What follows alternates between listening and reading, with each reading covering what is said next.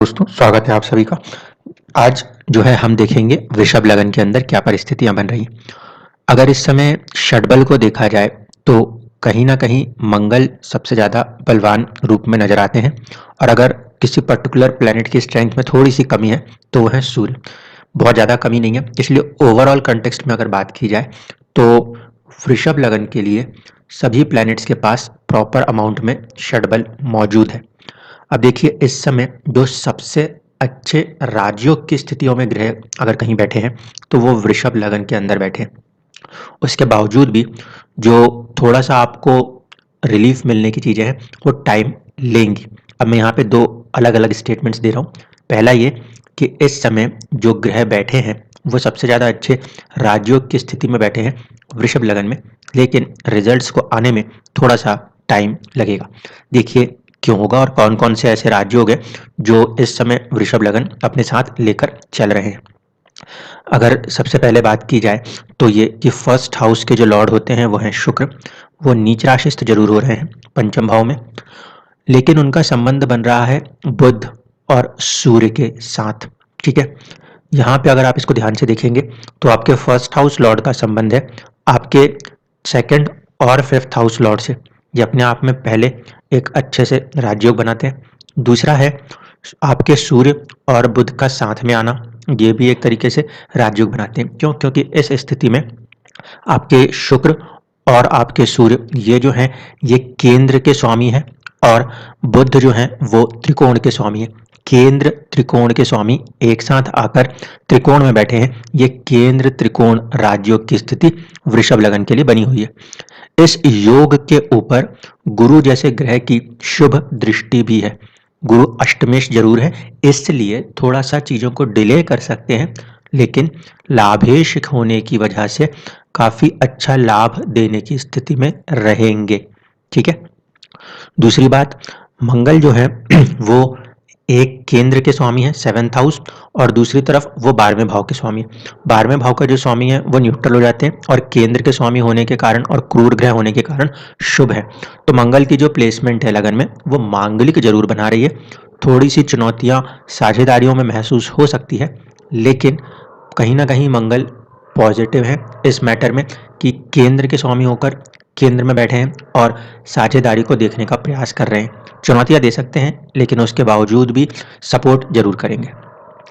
इसी तरीके से अगर देखा जाए तो भाग्य के स्वामी होकर शनिदेव जो है वो भाग्य में ही चल रहे हैं, लाभ के स्वामी लाभ में चल रहे हैं। इस वजह से इस लगन के अंदर जो इस समय कैपेसिटी है वो सबसे ज़्यादा पॉजिटिव है। और राजयोग की स्थिति की अगर हम बात करें तो तीनों ग्रहों का जो योग बन रहा है शुक्र बुध और सूर्य वो पॉजिटिव है। अगर फर्स्ट हाउस के अंदर मिड पॉइंट्स के तौर पे बात करूं तो सबसे पहले कृत्तिका नक्षत्र आता है। कृत्तिका नक्षत्र के हिसाब से सूर्य भी पॉजिटिव है क्योंकि वो अपने मित्र की राशि में और पंचम भाव में बैठे पूरी तरीके से लोग ऊर्जावान रहने वाले हैं।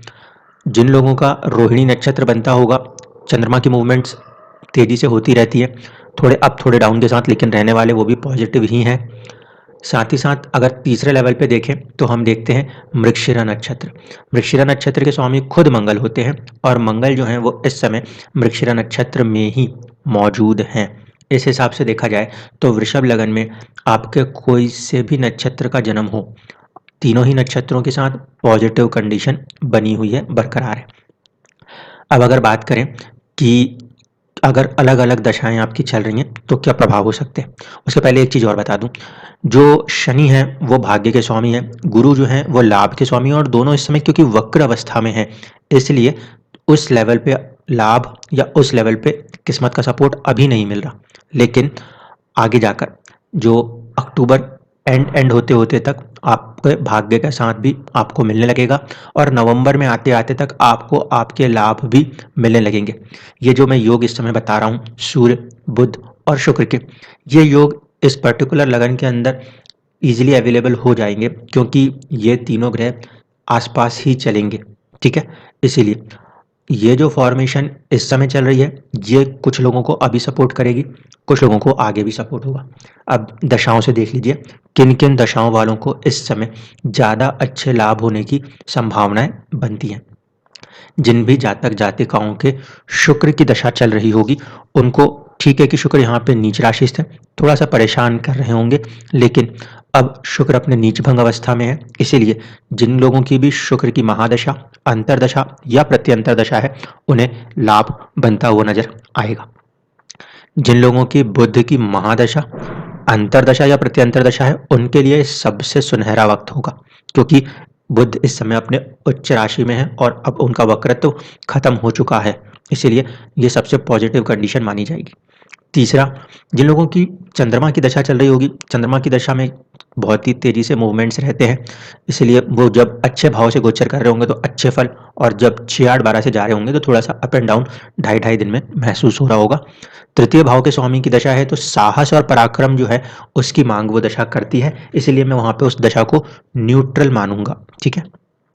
अगर किसी के ऊपर सूर्य की महादशा, अंतर्दशा या प्रत्यंतर दशा चल रही है तो सूर्य एक क्रूर ग्रह होकर केंद्र के स्वामी होने से शुभ है, और उनका इस समय जो प्रभाव है वो भी शुभ है। इसलिए जिन लोगों की सूर्य की महादशा, अंतर्दशा या प्रत्यंतर दशा चल रही है, उनको भी अच्छे लाभ की स्थितियां बरकरार हैं। 3 पर्टिकुलर ग्रह शुक्र, बुध और सूर्य, इनकी जो महादशा, अंतर्दशा या प्रत्यंतर दशाएं चल रही हैं, उन लोगों को सबसे ज़्यादा राजयोग के फायदे होने की स्थिति बनती है। अब बात करें कि मंगल की दशा अगर किसी की चल रही है, मंगल की दशा इस लगन में जब चलती है तो वो साझेदारी और साथ ही साथ आपके कुछ मानसिक परेशानियां और खर्चों को दर्शाती है, क्योंकि वो 12th हाउस लॉर्ड भी होते हैं, या विदेश से जुड़े हुए कामों के लिए वो दशा हम अच्छा कह सकते हैं। तो मंगल की दशा अगर चल रही होगी तो थोड़ा सा हमें अपने हेल्थ पे फोकस करते हुए चलना है। दशा पॉजिटिव है, दशा में कोई नेगेटिविटी नहीं है, लेकिन थोड़ा सा उस दशा के अंदर मानसिक चुनौतियां बनती हैं। अगर बात की जाए गुरु की दशा, तो गुरु की दशा जिन लोगों के ऊपर चल रही होगी वहां पे कामों में थोड़ी सी देरी होना, क्योंकि अष्टमेश है। दूसरी बात है, इस समय गुरु क्योंकि वक्र अवस्था में है, तो नवंबर के बाद जब गुरु अपनी वक्र अवस्था को त्यागेंगे तब जाके ज्यादा फायदा होता हुआ नजर आएगा। यानी कि जिन लोगों की गुरु की महादशा, अंतरदशा या प्रत्यंतर दशा चल रही है, अभी उन्हें कुछ समय का इंतजार और करना पड़ेगा। इसके बाद अगर बात की जाए कि शनि की महादशा, अंतरदशाएं अगर चल रही हैं, तो शनि की महादशा, अंतरदशा या प्रत्यंतर दशा अगर आप पे चल रही है तो इस पर्टिकुलर लगन के अंदर वो सबसे सर्वाधिक आपको लाभ देने वाले ग्रह माने जाते हैं। इसीलिए बहुत कड़ी मेहनत जो कि नैसर्गिक रूप है शनि का, वो तो करा रहे होंगे। इस समय शनि क्योंकि वक्री अवस्था में है तो भाग्य का उतना समर्थन हमें नहीं मिल रहा, लेकिन उसके बावजूद भी अक्टूबर एंड तक यानी कि 20-22 तारीख के बाद जाके जिन लोगों की शनि की महादशा, अंतरदशा या प्रत्यंतर दशा भी चल रही है तो उन्हें भी काफी ज्यादा लाभ की स्थिति बरकरार रहेगी। अब अगर बात करें राहु और केतु की, तो राहु जो है वो शुक्र के मित्र हैं, इसलिए वो अपनी दशा को ज़्यादातर पॉजिटिव रखने की कोशिश करते हैं। लेकिन जिन लोगों की राहु की महादशा या अंतरदशा चल रही है वो थोड़ा सा सजग रहें और सतर्क रहें, क्योंकि बढ़ तो वो लाभ की तरफ रहे हैं, लेकिन मानसिक परेशानियों के साथ, बेवजह के खर्चों के साथ और अचानक होने वाले खर्चों के साथ बढ़ रहे हैं। इसलिए जिन लोगों की राहु की महादशा, अंतरदशा या प्रत्यंतर दशा है, उन्हें बेवजह में मानसिक कष्ट और बेवजह के खर्चे महसूस हो रहे होंगे।